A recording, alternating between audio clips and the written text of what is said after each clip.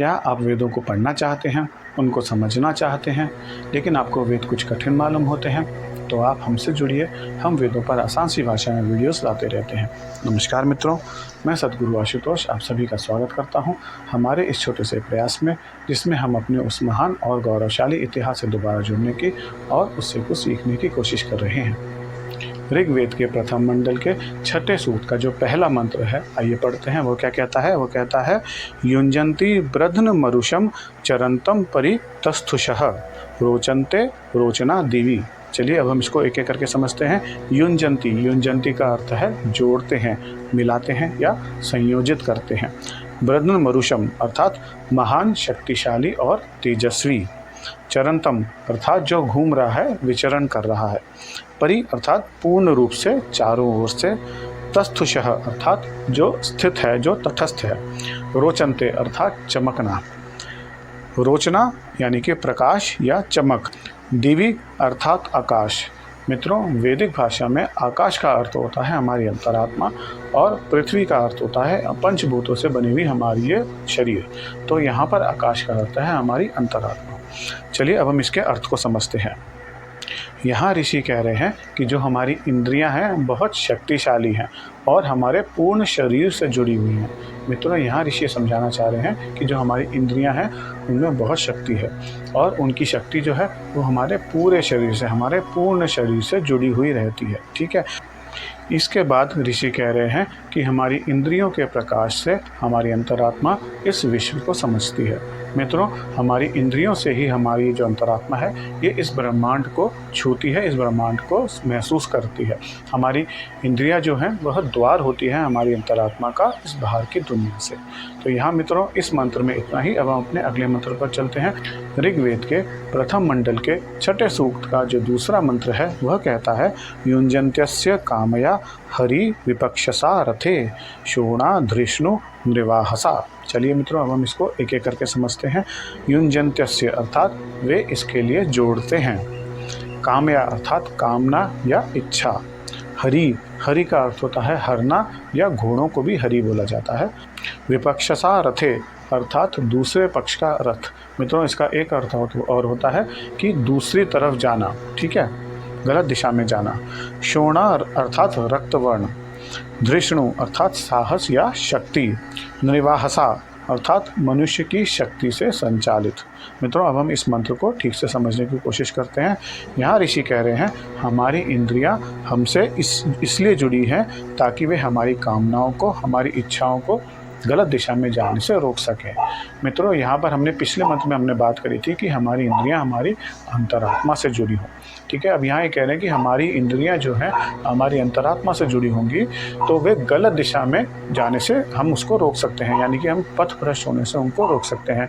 अपनी इंद्रियों को, हम अपनी इंद्रियों को स्वच्छंद नहीं छोड़ेंगे, उनको गलत दिशा में जाने से रोकेंगे। कौन? हमारी अंतरात्मा। मतलब हमारी अंतरात्मा का हमारी इंद्रियों पर पूर्ण नियंत्रण होना चाहिए। ठीक है। इसके बाद क्या कहते हैं? मनुष्य के रक्त में यह साहस और शक्ति है। इसका अर्थ क्या है मित्रों? इसका अर्थ यह है कि मनुष्य अगर साहस करे, थोड़ा पुरुषार्थ करे तो अपनी इंद्रियों को संयमित कर सकता है। मित्रों कई बार हम अपनी इंद्रियों को ऐसे ही छोड़ देते हैं, हम अपनी इंद्रियों के वश में हो जाते हैं, हम उनको कंट्रोल करने की कोशिश नहीं करते हैं। तो यहाँ ऋषि ये कह रहे हैं कि यदि मनुष्य चाहे थोड़ा सा पुरुषार्थ करे, थोड़ी सी कोशिश करे तो अपनी इंद्रियों को संयमित कर सकता है। मित्रों अगर हमारी इंद्रियां संयमित हो जाती हैं तो हमारा पूरा जीवन बदल जाता है। हमारे ऋषियों ने इसके बारे में बहुत चर्चा की है हमारे शास्त्रों में।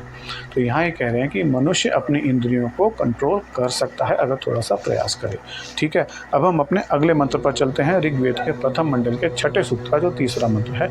मित्रों ये थोड़ा महत्वपूर्ण मंत्र है, इसको समझने की कोशिश कीजिएगा। केतुम कृण्वन्न केतवे पेशो मर्या अपेशसे समुषद्भिर्जायथाः। चलिए मित्रों अब हम इस मंत्र को एक एक करके समझते हैं।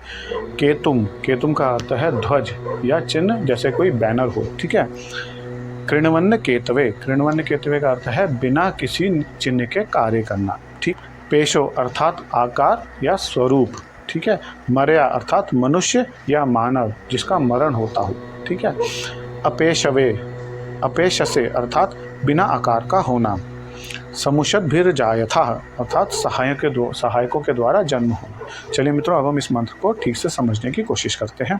यहाँ ऋषि कह रहे हैं कि मनुष्य की इंद्रियों का अपना कोई चिन्ह नहीं होता, वह बिना चिन्ह के ही काम करती हैं। मित्रों, जो हमारी इंद्रियां हैं, हमारी जो ज्ञान इंद्रियां हैं, वह सूक्ष्म इंद्रियां होती हैं, उनका कोई भौतिक रूप नहीं होता।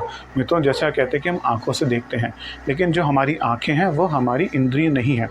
हमारी आँखें हमारे नर्वस सिस्टम के थ्रू हमारे मस्तिष्क से कनेक्टेड होती हैं। हमारी जो इंद्रिय है, जो दर्शनेंद्रिय जिसको हम बोलते हैं, वो हमारे मस्तिष्क में होती है, दिमाग में होती है। आँखें सिर्फ उसका एक टूल है, ठीक है। तो यहाँ ये कह रहे हैं कि जितनी भी हमारी इंद्रियाँ हैं, जो हमारी सूक्ष्म इंद्रियाँ हैं, है ना, देखने की शक्ति, सुनने की शक्ति, महसूस करने की शक्ति, सूंघने की शक्ति या चखने की शक्ति, ये सभी इंद्रियां जो हैं ये सूक्ष्म रूप से होती हैं और ये हमारे सूक्ष्मता से ही कार्य करती हैं हमारे दिमाग में, ठीक है। इसके बाद ये कह रहे हैं इंद्रियों का जन्म सहायकों द्वारा होता है। मित्रों, इसका क्या अर्थ है? इसका अर्थ यही है कि जो हमारी इंद्रियां हैं वो कार्य करती हैं सहायकों के द्वारा। जैसे हमारी जो देखने की शक्ति है, हमारी दर्शनेंद्रिय है, वो काम करती है हमारी आँखों से। मित्रों, यदि हमारी आँखें चली जाएं या किसी वजह से भगवान न करे लेकिन किसी तरह अगर हमारी आँखें ख़राब हो जाएं, तो अगर हम किसी कैमरे से अपने नर्वस सिस्टम को कनेक्ट कर लेंगे तो आज की साइंस के हिसाब से हम देख सकते हैं। अर्थात हमारी जो देखने की शक्ति है, इंद्रिय जो है वो अंदर है। सिर्फ अगर आपकी जो भौतिक इंद्रिय है, यानी कि आँखें अगर ख़राब हो जाती है तो उसको हम बदल सकते हैं, उस रिप्लेस कर सकते हैं, ठीक है। इसी तरह हमारी कर्णेंद्रिय होती है, ठीक है। मित्रों, हम कान से सुनते हैं, लेकिन आप सोचिए यदि अगर हमारा कान का पर्दा खराब हो जाए तो हम उसको रिपेयर कर सकते हैं, सुन सकते हैं। लेकिन हम ऋषि हमारे ये कहते हैं कि हमें अपनी इंद्रियों को अपने अंदर से संयमित करना चाहिए, अर्थात प्रत्याहार के द्वारा संयमित करना चाहिए। मित्रों, जब हम ध्यान में बैठते हैं, जब हम शांत से बैठते हैं, ध्यान में बैठते हैं, तो जो हमारी इंद्रियां हैं, मतलब हम अपनी इंद्रियों को सिकोड़ लेते हैं। तो अगर मान लीजिए आप ध्यान में बैठे हैं और आपके बगल से कोई ट्रेन भी गुजर जाती है, कोई हवाई जहाज भी गुजर जाता है, आपके कान भी ठीक हैं लेकिन आप उसको सुन नहीं पाते हैं। क्यों? क्योंकि आप पूर्ण रूप से अभी अपने इंद्रियों में, अपने ध्यान में मग्न हैं, आपने अपनी इंद्रियों से अपना कनेक्शन तोड़ रखा है, ठीक है। तो इसलिए जो हमारी इंद्रियां हैं वो हमारे मस्तिष्क में होती हैं सूक्ष्म रूप में, और उनको हम कंट्रोल कर सकते हैं। हम भौतिक आँखों को या भौतिक कानों को हम कंट्रोल नहीं कर सकते। यहाँ ये नहीं है कि आप अपने कान बंद करके बैठ जाइए या आँखें बंद करके बैठ जाइए, ठीक है। ये इंद्रियां जो हैं, ये जो पार्ट हैं, ये इंद्रियों के सहायक पार्ट हैं, ये अपना कार्य करेंगे। आपको इंद्रियों को अंदर से संयमित करना होता है, अंदर से उनको संकुचित करना होता है। इसलिए तो यहाँ ये समझाना चाह रहे हैं कि जो सूक्ष्म इंद्रिय है वो अंदर से काम करती है और हमें अपनी इंद्रियों को संयमित करना चाहिए अंदर से, ठीक है। चलिए मित्रों, अब हम अपने अगले मंत्र पर चलते हैं। ऋग्वेद के प्रथम मंडल के छठे सूक्त का जो चौथा मंत्र है वो क्या कहता है? आदः स्वधामनु पुनर्गर्भत्व मेरिरे दधाना नाम यज्ञम। चलिए अब हम इस मंत्र को एक एक करके समझते हैं। आदः का अर्थ है ग्रहण किया गया, ठीक है। स्वधा मनु का अर्थ है अपनी शक्ति के अनुसार, अपनी इच्छा के अनुसार। पुनर्गर्भत्व मेरिरे अर्थात पुनर्जन्म में उठना, ठीक है।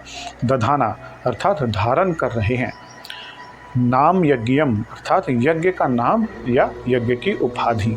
चलिए मित्रों, अब हम इस मंत्र के अर्थ को ठीक से समझने की कोशिश करते हैं। इस मंत्र में ऋषि कह रहे हैं कि इस यज्ञ कर्म के द्वारा हम अपनी इंद्रियों को धारण कर रहे हैं, जिनका इस यज्ञ में पुनर्जन्म हुआ है। इस यज्ञ से हमारी इंद्रियां शक्ति पा रही हैं। मित्रों, यज्ञ का अर्थ क्या है? मैंने पहले भी अपने वीडियोस में बोला है, यज्ञ कर्म का अर्थ होता है समाज के प्रति त्याग कर्म करना। तो जब हम समाज के प्रति त्याग कर्म करेंगे और अपनी इंद्रियों को समाज के कल्याण के लिए लगाएंगे तो हमारी इंद्रियों को एक नवजीवन मिलेगा। यदि हमारी इंद्रियों में कुछ भी व्याधि है, कुछ भी कमियां हैं, मतलब कोई नकारात्मक ऊर्जा भी है अगर हमारी इंद्रियों में, तो यज्ञ कर्म के द्वारा, समाज के प्रति त्याग कर्म के द्वारा हमारी इंद्रियां शुद्ध हो जाती हैं, उनको दोबारा से एक नया जीवन मिलता है। और मित्रों, जब हम यज्ञ का कार्य करते हैं या जब हम समाज कल्याण का कार्य करते हैं तो हमारी इंद्रियों को शक्ति मिलती है। क्योंकि मित्रों, अच्छे कार्यों से, आप भी करके देखिएगा, यदि आप कोई भी अच्छा कार्य करते हैं तो आपको अंदर से खुशी होती है, आपकी इंद्रियों को एक नई प्रसन्नता होती है, ये अंदर से आनंद आता है ना। तो यहाँ ऋषि यही समझाना चाह रहे हैं कि यज्ञ कर्म के द्वारा हम अपनी इंद्रियों की व्याधियों को दूर कर सकते हैं और हम अपने अंदर से प्रसन्न हो सकते हैं, अपनी इंद्रियों को दोबारा से शक्ति दे सकते हैं। चलिए मित्रों, अब हम अपने अगले मंत्र पर चलते हैं। ऋग्वेद के प्रथम मंडल के छठे सूक्त का जो पांचवा मंत्र है वो क्या कहता है?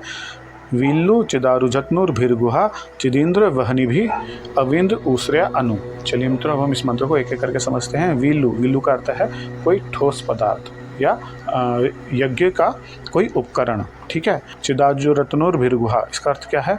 विशेष रूप से छिद्र भरना या ठीक करना।